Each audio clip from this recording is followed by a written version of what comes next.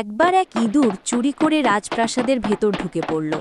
সে অনেক ক্ষুধার্ত ছিল, দৌড়ে যাচ্ছে আর খাবার খুঁজতে থাকে। হঠাৎ করে তার সামনে উপর থেকে হীরার টুকরো পড়ল।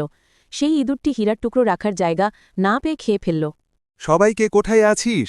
আমার হীরার টুকরো খুঁজে পাচ্ছি না। আমার হীরা চুরি হয়েছে। আপনার হীরার টুকরো একটি ইঁদুর নিয়ে তার পেটের ভেতর লুকিয়ে রেখেছে। আপনি গ্রামের সকল ইঁদুরকে এক জায়গায় করার ব্যবস্থা করেন। আচ্ছা, ঠিক আছে। এই বলে গ্রামের সকল ইঁদুরকে এক জায়গায় করার জন্য একজন ঘোষণা দিল। তারপর গ্রামের সকল ইঁদুর এক জায়গায় হয়ে নাচতে থাকে। একটা ইঁদুর আলাবা নাচতে দেখে তাকে ধরে ফেলে। তাকে জিজ্ঞেস করা হয়, তুমি সব সময় আলাদা কেন থাকতে? আমার কাছে যখন একটা হীরা আছে, তাহলে অন্যান্য ইঁদুরের চেয়ে আমার মূল্য বেশি, তাই আলাদা থাকতাম, যার ফলে ধরা পড়ে গেলাম।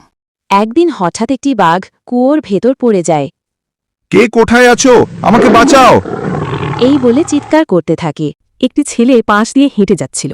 তুমি ভয় পেও না, আমি সাহায্য করব। এই বলে ছেলেটি বাঁশ দিয়ে ওঠার ব্যবস্থা করল।